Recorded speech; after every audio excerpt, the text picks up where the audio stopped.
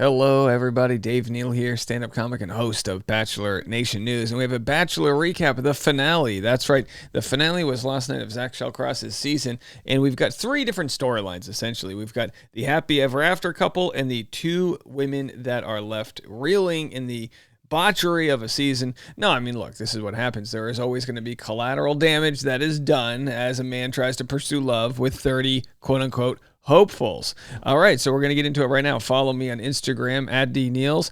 Also, this afternoon, like every afternoon, I'm going to have Bachelor Rush Hour, the podcast, a unique 30-minute episode every single day to give you some more Bachelor news, the stories between the stories, the barrel scraping, the love, the joy, and some other pop culture info. I'll be sharing a little American Idol auditions on the podcast today, so a nice commute for your ride home. All right, let's get into it. Here's where we start. We've got Jesse Palmer says, will Zach be the first Bachelorette to get engaged since Pilot Pete? And the whole audience was like, weird example there, old Jesse man.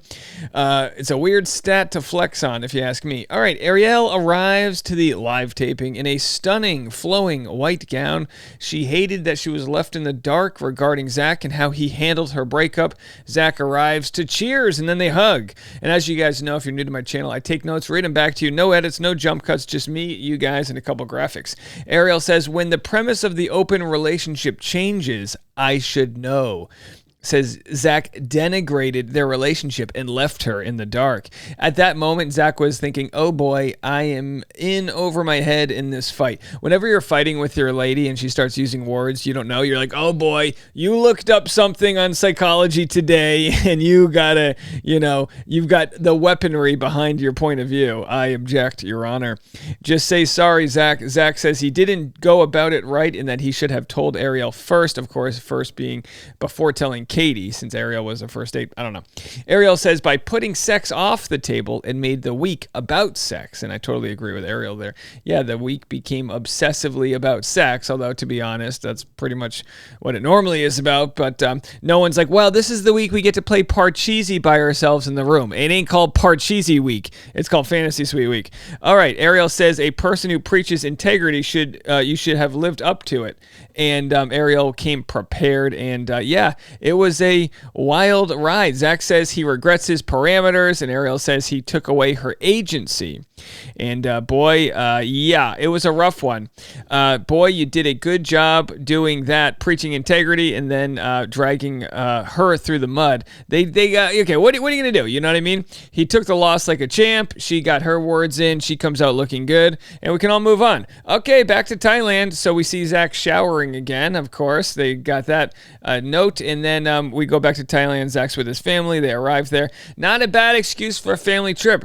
Boy, why'd your family go to Thailand? Well, remember our eldest son, Jimmy? He's going to try to bang 3 different women in a yurt, and we're going to, get a free trip out of it, or something like that. I paraphrase. Zach and Gabby talk. They have their talk, okay? And she wanted to make sure he didn't regret the sex, and he's like, oh no, that wasn't the problem. There was no regret, because she's like, was it not good? He's like, no, that wasn't it. Gabby meets Zach's family. She says I love you to him. She connected really well with his family. They did really, really well. Then Katie meets Zach's family. Just moving along, Katie breaks down excuse me, describing how difficult the process has been. She tells Zach's sisters that she didn't think she could find somebody so amazing. Katie, and they're like, and did you? Katie tells Zach she loves him. Gabby goes on her one-on-one date with Zach. So they do the meeting the family. I'm so in love with you. They do the whole thing, and then they do their one-on-one dates. The audio's cut out, which is probably the most interesting part of the show. They lost their audio for the whole scene, which probably means they had to cut the live after show down afterwards. Live TV, baby. Gabby starts to freak out, says she has a gut feeling that it's not her. Zach tells Gabby that he hasn't been decisive because his heart's tugged into 2 places. Oh yeah, you got tugged all right. So there he is. He goes, I'm so torn. Sean Lowe, Bachelor royalty, enters the show. They talk. We didn't cover it. No, that was the part where I was like, let's take a break. Jesse tells us to brace ourselves because it's about to get rough. And okay, it's nice for Jesse to give us that warning. He's like, okay, you thought that sucked. Watch this. And then we cut to Gabby. She says she will be either heartbroken or in love. That's pretty much the only parameter she has. She says, either way, if I'm her, I'm like, get this day over with. Geez, what a long day. I laughed out loud when Zach said he's proposing to his best friend. I think it's easier to find love in 3 weeks than a best friend. That's where they lost me. I was like, you're proposing to your best friend? Really? That soon? Oh, you could marry someone, sure, but your best friend? Okay, so then Gabby yells at the production because they pulled her car into a muddy spot. The audience laughs and then sees she was serious, which was kind of funny. And it's like, look, I don't really know the full extent of that conversation, but I'm sure if Gabby was yelling at production every single scene, they would probably edit her in a way that was like slamming her. So I'm assuming this was just a moment where she was like, hello guys, it's muddy. I just got my pedicure done. Zach starts to dump Gabby. Okay, Gabby, dressed in a stunning yellow dress, says she doesn't know what's going to happen. Jesse keeps a straight face, even though I'm sure Jesse knows. She says, if it were me, I'd know it was me. And so, yeah. Jesse's like, oh yeah, let's go see what happens. And Jesse's like, oh boy, this is going to suck. How do they sleep at night?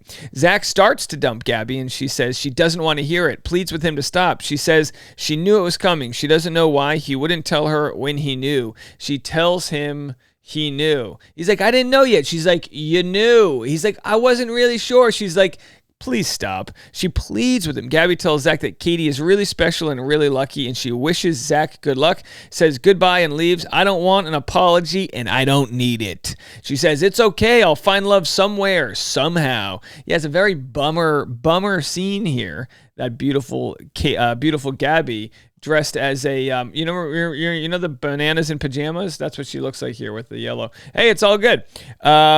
She joins the live show and immediately gets emotional. Understandably, she says watching the scene back is worse. She said it was actually worse watching the scene back. Jesse asks Gabby about Fantasy Suite Week. She says it's extremely violating that the entire nation knows everything. Zach arrives, then they hug. Gabby tells Zach she has a lot of thoughts, feelings, and emotions. She's sad and hurting. Gabby says she felt so protected by Zach until he disclosed their sex. Says Zach told her, this is just between us, and she felt blindsided. That was probably the wildest moment of the whole show, where Gabby eloquently says, he walked up behind me and said, this is just between us. She felt blindsided. Yeah, at what point did he think it was a good idea? It's one thing if you're in the fantasy suite and like you allude to the idea, like, yeah, maybe things got busy, but it's it's another to come out to their story, as it were. Gabby says she didn't know that Zach told everyone until she watched it on TV. Says it was beyond a TV show for me. She says I felt ashamed. So that's where people were saying, how did she not know? She knew at the roast ceremony. Well, maybe she thought that Zach was going to privately tell Katie. Maybe she didn't know Zach was going to tell Katie, I don't know, on live air, which, he could have waited till the fantasy suite, private aspect. I wish you just sent me home and saved me all the pain, is what she says. Yikes. Yeah, we got like a Taylor Swift song. I just wish you sent me home and saved me from all the pain. Okay, maybe not. That's why I do recaps, because I can't sing. And my voice is gone. Not that I had it. I've lost it. This lovely feeling. Wow, this was probably one of the longest monologues we've ever heard on the show.